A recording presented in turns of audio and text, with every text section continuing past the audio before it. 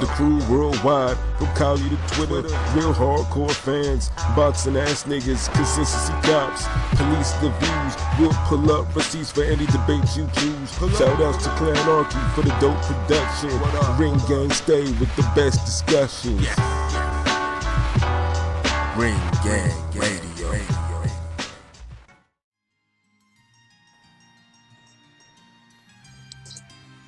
Yo, what's good, Joe? Welcome to another episode of Real Talk, where, as always, if shit's real, we talk about it. I'm your host for tonight, Patscorpio, the New England representative.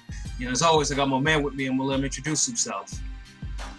Yo, Shutterworth da Gawd, Soul Wars creator, aka the GOAT artist, aka LB, Lauderdale boss. What it do? Ring Gang, Pat, Real Talk. What he said, when it's real, if it's real, we talk about it. Boy, do we fucking talk about it. Yes, sir. That's all we know how to do, is just to keep it super real. You know what I'm saying? Because, like I said, I mean, we are for the culture, the boxing culture, that is. You know what I'm saying? So we know no other way. So LB, man, you know, we got, you know, recapping these the three main fights from this past weekend, man. I guess we'll start with the one that was exactly a week ago, not a week ago, almost a week ago on Friday on ESPN. You know, Richard Commey defending his IBF lightweight title for the first time against veteran Rey Beltran and former champion as well, former WBO champion. So, man, what did you think of that fight? It kind of went how I predicted it. You know, I thought Commey would win. He'd be too much for Beltran, and Beltran, you know, had his little moments, but it was mostly Commey. But the thing is, you know, Commey still got to tighten up that defense, man, because Beltran had him hurt like 2 times at least. You know, and you know, had him wobbly and looking kind of, you know, bad. It just let me think like damn, Beltran, you know, this was the Beltran from like maybe 2 years ago, 3 years ago. You know, he could have really made it a fight, possibly even took advantage of those moments. So it's like we said, you know, Beltran was past it, and he showed a little glimpses of his former self, getting them, you know, those little brief moments, but it just wasn't enough, man. Yeah, I mean, there's one thing, usually a Beltran fight, and especially probably in the last like 3-4 years of his career, usually Beltran, win or lose, you can see it all over his face. Like, he's one of those people that now, because he has had so much like scar tissue and so many like rough fights, like you usually see it in his face. In the Commey fight, his face was actually pretty clear for him. Yeah. Like, you think a nigga that was knocked down 4 times in a fight would actually have some evidence of work all over his face. You know, but that wasn't the case. I mean, Commey definitely had the power. Commey almost put him away in the first round. You know, and I was thinking, as that happened, I was like, Beltran really needs to retire. You know what I'm saying? If Beltran is out here getting knocked like this, and then he went down in the 4th round too. I think the first 3 knockdowns were on the ropes or something like that, or near the ropes. There was really powerful punches, but you know, hearing you talk about it just reminded me that, you know, Beltran came in overweight as well. Like, you know, I forgot about it. So I felt like the Dre, it almost makes me feel that, you know, Beltran probably should have moved up last year. Well, wasn't he fighting at 140 in his, I think the last fight against that Japanese fighter, he was fighting at 140 after he lost the belt? Something like that? I'm trying to think if he was. Then maybe he was, but it just... He should have stayed there, like 135. Like, you know, he's older, more punishment. Like, you know, you putting strain on your body with those extra 5 pounds. Well, actually, yep, he did. He actually did fight. He did fight at 140. And like I said, the reason why he went there, obviously, because it's, you know, belt. You know, you want to be champion. Yeah, belt. You know. Yeah, because right now it's probably easier for him. Right now it's easy to be a champion. Easier to be champion at 135 than it is at 140, because 140 has belts, you know, kind of tied up right now in various things. We got just way harder names to get through too. Yeah, exactly. I mean, right now you earned that belt at 140. Yeah, I mean, 140 right now is just the young cats. 4 fighters, 2 unifications that are about to happen. I think like in probably the next 2 months or so in that division. So yeah, so them belts is tied up. Even the interim belt is tied up in that shit. so yeah, so yeah, that's part of the reason why. But yeah, like I said, I think it's just more or less, I mean, it's not. I mean, it's truthfully, it's not. I mean, it's not his first time not making weight at 135, and he got popped dirty for 135. He was supposed that he actually was. He didn't make the weight either. So, so yeah, but yeah, I think at 38 years old, I think it's definitely time because, I mean, because he's put in work at 135 for the longest period of time. So, and it showed. But yeah, like I said, Commey knocked him down a whole bunch of times. But you said before, you alluded to it. Beltran showed a glimpse of his own self because Commey's right eye was almost swollen shut. Yes. Yeah. And on top of that too, like I said, yeah, it seemed like all those punches he was landing, like it was starting to sap his stamina because he wasn't firing back. His work rate was starting to slow down, and Beltran wasn't like the 4 times he was knocked down or whatever. He wasn't like he was knocked down violently where you're like, God damn, ref, stop this fight. No, he got. It was more like, whoa, okay. Let me assess some things here. Yeah, like even the 4th knockdown. Like the 4th knockdown was, I mean, that shit was picture perfect. Like, I mean, I could like Beltran's legs went temporarily, but he got his ass up without wobbling. From that shot. Truthfully, he was probably ready to go. But I think the referee was like, nah, 4 knockdowns is enough for you, bro. Yeah. So I mean, at least Beltran, he went out on his shield and everything like that. Commey got a good victory, but for Commey, it's not exactly the type of fight that would inspire confidence that he would handle a tougher fighter. I'm not saying that Beltran isn't tough. I mean, he's still, but someone who may be more prime. Like, that's actually a good word. Probably more prime. Like, let's say, because he'll be facing the winner in the eliminator against Teofimo Lopez, and then again an Asian fighter in about 2 weeks or so. So I mean, if Lopez wins that fight, I just have a hard time seeing Commey actually beating Lopez at this point. Outside of him maybe trying to test his chin. So I don't think he definitely gonna be in a fight. He'll be the best person he fought. But yeah, question. Commey has the experience up there. Like, honestly, it's I favor Lopez, no doubt. But to me, I look at it as more like a maybe 60-30. I'm sorry, maybe 60-40 type of fight. Because we don't know if, Commey could crack, bro, and we don't know if Lopez built for that yet. Yeah, no, I mean that's it. So, but like I say, it's just kind of just seeing Commey like Beltran is an old cat, It's just seeing him with his eyes closed and laboring. Because I remember talking to my father about this, and he said the same thing before I said it. So I'm just like, Yeah, he got hit too much versus Beltran. I definitely admit that. I'm not gonna say. That's gonna just ruin his chances with Lopez because he still has a chance. He the champ. He got the experience. He believes in his power. He obviously hit hard, but right, yeah, it's definitely not a good look because Lopez got a left hand that's nasty too, and a right hand that's also nasty.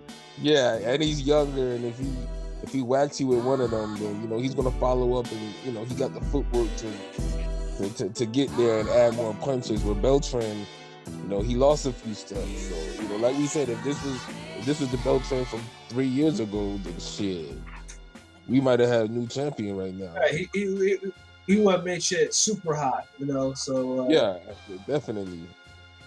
So I mean, like I said, we'll have to stay tuned. Like I said, we'll see, Commey and possibly Lopez probably in the fall, most likely.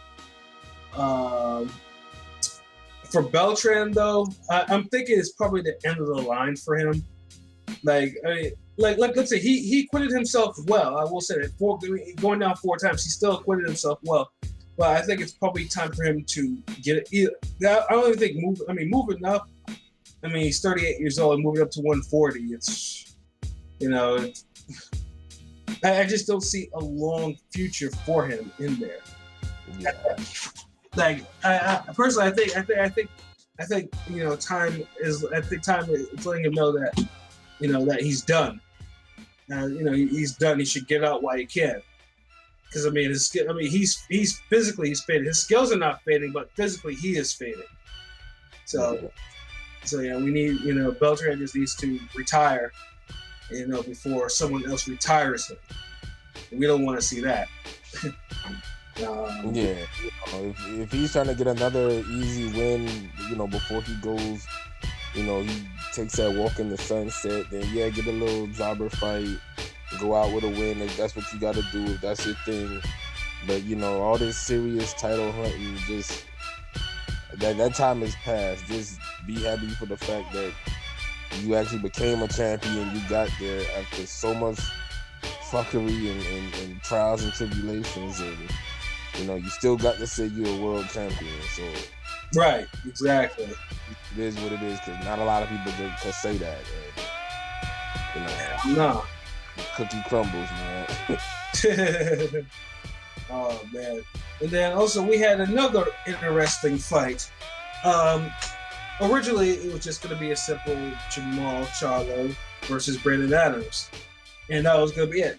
However, you know, with his interim belt. However, due to a bizarre ruling by the WBC, which gave Canelo a new belt, a franchise belt, which is a little horseshit.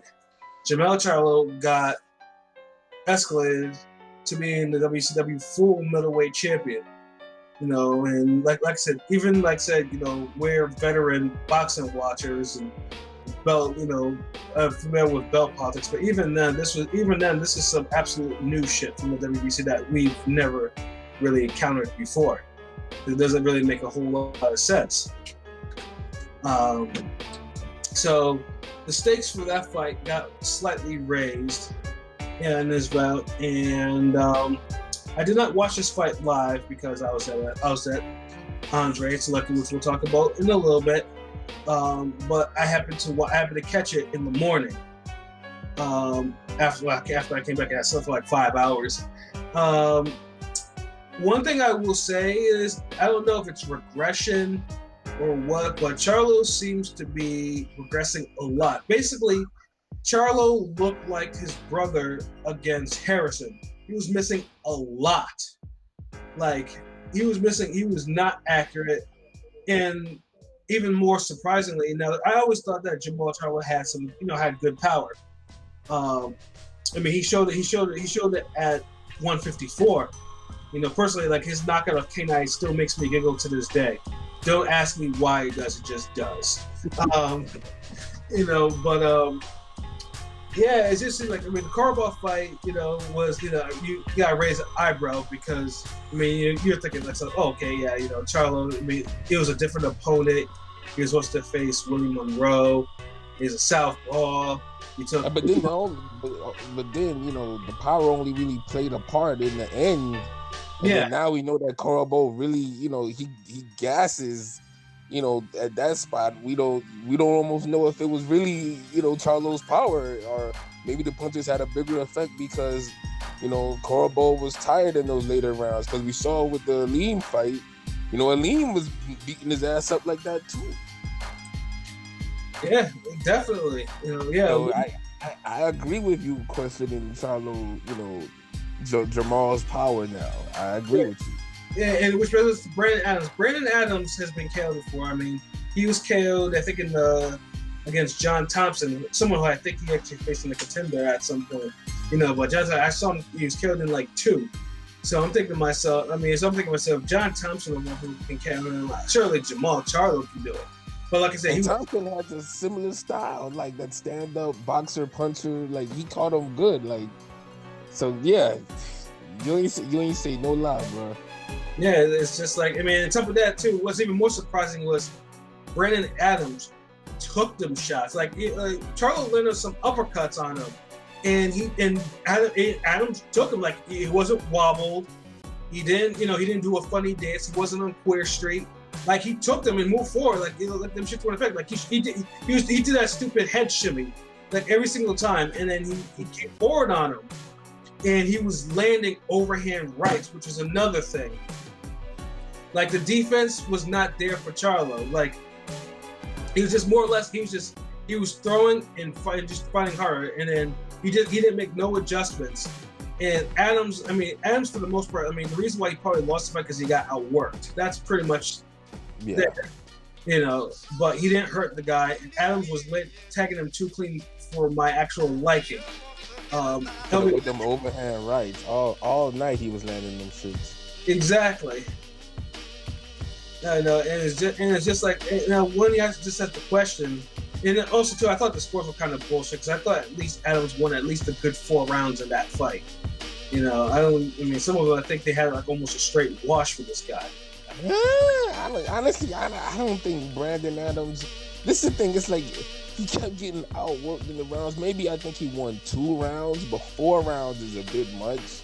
Like, cause he really wasn't competitive like that. Like, winning a round wise. He was more so keeping the round competitive and just letting you know Charlo's in there with somebody and there's somebody making Charlo look bad, because he kept reminding you, with them overhand rights. But for the most part, he got bullied and moved around the ring too much, and he didn't really win rounds like that. But it's like, was it a great performance from Charlo? Hell no. I'd probably give it a damn B- or maybe a plus. Yeah, no, because it's simply because with Jermall Charlo, it's just like we all know that he is probably looking for the biggest fights. He wants Canelo. Everyone wants Canelo, which we'll also talk about later. He wants the triple God. You know what I'm saying? Like he wants all the smoke. Well, not all the smoke, just those two. He didn't want it with Jacobs. Everybody wants that smoke. And he didn't want it with Andre. No one wants it with Andre, really, for that matter. But yeah, it's one of those fights that you need to separate yourself from it, and he didn't do that again. Now this one was a real showcase fight. See, the Willie Monroe fight was supposed to be the showcase fight. Right. And it ended up being with Korobov, and then it was like, okay, hold on, this is a legit fight. But niggas who knew better, who knew Korobov wasn't no bum. So now he has Brandon Adams. To me, Brandon Adams is like, if you're trying to be top 5, you're trying to be elite, you need to watch Brandon Adams, get rid of him. Plus you're at 154. Think about it. Like, we from an era where niggas bitched and moaned because Jermaine Taylor couldn't get Kasim Uma out of there. Right. Now compare that to Jermall Charlo trying to get Brandon Adams out of there. It's like night and day. Like Kasim Uma and Brandon Adams' talent, skill level is like night and day. Mm-hmm. And just look at that. And niggas was giving Jermall Charlo, Jermaine Taylor a hard time. And he looked way better, more dominant than Charlo did with Brandon Adams. So I can't give Charlo no fucking pass for this. No, I don't think nobody was supposed to dominate. I think everybody that watched this fight was disappointed in this fight. You'd have to be a serious stand to think otherwise. Either a stand of Charlo or a stand of Heyman or PBC or whatever, or both. Because I can't say that because I'm reading and seeing niggas talking about, well, you can't knock out everybody. Brandon Adams, and Charlo did outbox him, and I'm hearing all I'm hearing is like yada yada yada, but I'm like, come on, man. Yeah, let's put it this way: like when the triple God failed to knock out Canelo, it was like, well, where's this vaunted power from? And it's just like, it's like, it just wasn't like, oh, you can't knock out everyone. It's like, well, where's this power? I thought it was gonna knock out Canelo. That type of shit, nigga. So it's just like, but it's like, come on, we can't compare. We comparing Canelo to Brandon Adams now, like. It's like, it's like everybody. It's like this is the thing. Everybody switch up the criteria when it comes to the niggas they stand, to the boxers they fuck with and all that shit. Like, I'm keeping the criteria the same. If Golovkin would have went 12 rounds with Steve Rose, I'd be up here saying, what the fuck going on? Yeah, same thing too. I'd be like, and then then you hear comments like, Triple G, is doing this. Overrated, this, that, and all this bullshit. But at the same time, it's like you gotta call it. You know what I'm saying? Rocky Fielding fight was garbage, but Canelo took care of him. You know, Steve Rose, same shit. You know, Golovkin took care of him. Brandon Adams, same shit. Jermall Charlo, what we call that? I mean, he didn't take care. He took care of him, but he kind of walked him out the door with it. yeah, pretty much. So pretty much, that's really the only thing. Like Brandon Adams did a good job of legitimizing himself at 160 because I mean he was ranked before. I mean, like I said, the Contender still holds weight, except for the last season, except for the cruiserweight season of Contender. That was a bullshit ass season, you know. But the winners of Contender, I still, you know, I still put respect on them because they, you know, that and like I said, and he did his thing in the Contender, but he really legitimized himself on a scale that wasn't there before, pre-Contender or during Contender. Like Charlo legitimized him as a legit middleweight. He made him look too good. He just, you know, he ain't sort of dominant. Right. It was a competitive fight. It wasn't like what? It was a competitive fight. So now we're in a situation where, like I said, I mean, we could have Brandon Adams. I mean, we'll see what he does going forward, and whether or not. I mean, that will really determine how good or bad Charlo was to actually let him go the distance or not be able to get rid of him. But yeah, it's just like, I mean, I'm not gonna take anything from Brandon Adams. I mean, he did what he had to do. He didn't get knocked down. He didn't get knocked down. He acquitted himself well. But unless Brandon Adams goes on to at least knocks off a big wig at middleweight or big wigs at middleweight or becomes champion, it's just not a good look for Charlo, who is seen as a top fighter around those decisions. And you know, you're not supposed to let someone, like I said, you're not supposed to let someone like that go the distance. At least not without knocking him down at least a couple of times or whatever. Something like this. Yeah, like you gotta show the gap. Yeah, I mean the skill gap, the level in this shit. Like I didn't see it like that. All I saw was maybe a slightly bigger, like a bigger guy slightly better than a smaller guy. Mm-hmm. Yeah, I mean, like that's what it was really. Like that ain't gonna cut it. And right now, the way boxing is, the way shit looking now is, you know, if you say you're a top guy long enough, motherfuckers start believing it without you having to really prove it.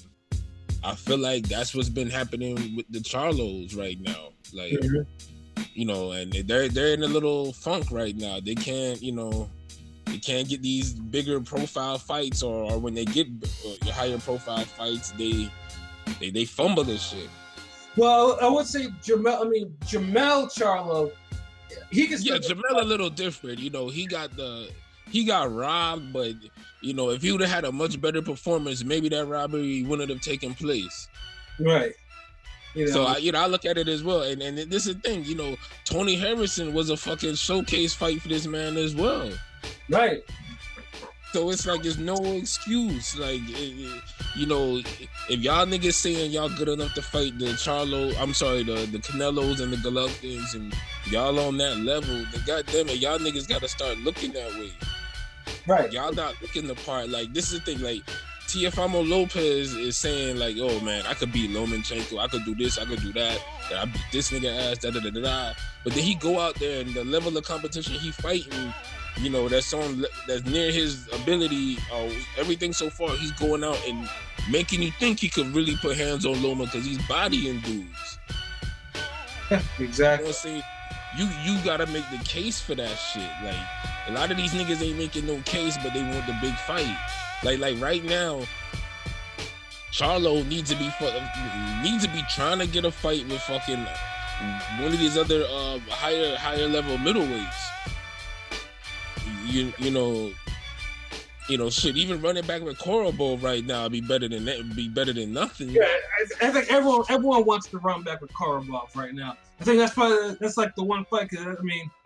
Because like I said, Adams, you know, he lost most competitive. Korobov, to me, arguably beat him. You know. Yeah, that's what I'm saying. Like, you could really make the case. Like, I honestly feel like if someone says Korobov won 7 rounds to 5, cool. I feel like Charlo won 7 rounds to 5, cool. It's an either or. The fight was too competitive. It was too close, too fucking, you know, up in the air. And it's like, yo, it definitely deserves a fucking rematch. Especially if all these guys eventually want the shot at Canelo and Golovkin. Like, Like Exactly. niggas gotta fucking, you know, carve their path out and say who they are and mean this shit. You know, build up the fight. Like no one's building up fights. Everybody just builds themselves up to a little bit, and then they just want to get picked. Like it's the lottery and shit. And it's like it's ruining boxing because you don't have no true super fight. Like nothing's coming. You know, you don't feel that shit is just, you know, like peaking in a sense. Like I remember when Zab and Kasazu was, you know, destined to fight. You know, they were sharing cards with each other. They're at each other's fights. You know, they're knocking dudes out. You know, Showtime had all their fight sequence up in a way where, you know, you're seeing like, okay, their paths got to cross. Mm-hmm. Nowadays, the way boxing runs, it would that shit would never happen because one guy would be like, well, hold on, you know, I feel like I'm the A side now. Yeah, I'm not gonna even get in the ring and talk shit after your fight, or I don't even want them to interview me while I'm watching your fight, or one dude is gonna be like, you know what? Word. I need to fight twice a year. Fuck all this 3 and 4 times a year. Like, yeah, I'm good. Fuck all that. Like, no one would keep that momentum going. Like, and that's what's ruining boxing. Like, come on, like Charlo, like these niggas don't fight enough. Like, it's June and he just now fighting. His last fight was December. That was fucking 6 months ago. Like, that's why these dudes ain't sharpening their skills, man. You can't be fucking. I mean, and then it's like he don't care about the Canelo fight. He happy with the belt. It's legitimized somehow. Like, yeah, no. It's just I don't know, man. Like, it's just crazy. It just seemed like, you know, Jermall Charlo's in purgatory right now in boxing. Like. And the funny thing, and he can change it too, but it's just like people have the energy for Crawford. You know, they say, you know, T Craw, you got to go over to the PBC side. You know, you got you're on the wrong side of the road with that bullshit. No one is saying this. No one is saying this about Jermall Charlo. Middleweight is where it's at right now on the DAZN side. If we're being technical about it, you know, but no one is telling this nigga that he needs to go over there on this side, which makes no sense. Like they gotta listen to the advisor. Remember, they gotta listen to Heyman. But at the same time, I'm looking at it like, come on, like, you know, I know he your boss and all that shit. Cause you can't be his boss. Cause, you know, if y'all would run y'all careers a lot better. I think if you know some of these fights would get made if these dudes were really the bosses that they claim to be. Right. Like, you know, I don't know why they can't just do these little, you know, one-offs, you know, go over the zone, you know, someone buy the rights to the fight, whatever the fuck, and just make this shit happen. Like, you know, ESPN, whatever, like, you know, keep that Crawford energy, you know, for PBC, keep that for Jermall. That's all I'm saying. Because it's the same shit. Because remember, with Crawford, they was making fights with PBC. He had the Molina fight. He had what else? Who that Cuban nigga? The Felix Diaz. Yeah. So those fights got made. So what's the problem?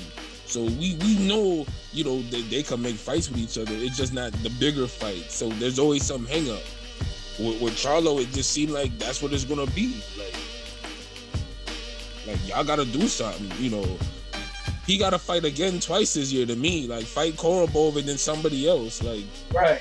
Because what's going to happen is he's going to fight again in December, another 6 fucking months, and he's going to fight another Brandon Adams level dude. And we're just going to be like, okay, yeah. Yeah, it's kind of frustrating that Charlo is stalemating his own career right now.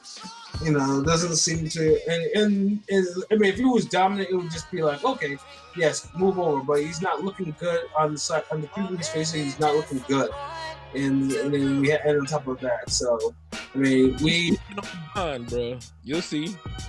Yeah, I mean, we'll see. I mean, time like if he keeps up, I wouldn't be surprised if he loses that belt in the next year or so. Somehow, maybe this year. To me, I almost feel like I'm getting Leo Santa Cruz vibes before the damn Frampton fight, the first Frampton fight. Word. Those vibes where it's like, man, like you got all the attributes, you got everything, all the advantages, and it's like you not setting the world on fire like you supposed to. Like I'm not seeing it. Like, you know, he had a good little run at 154, you know, the J-Rock, Trout, all them fights. But it's like, you ain't really, you know, that fire died down, man. Word. Oh man. So yeah, you can tell we had a lot to say about that particular fight. Yeah.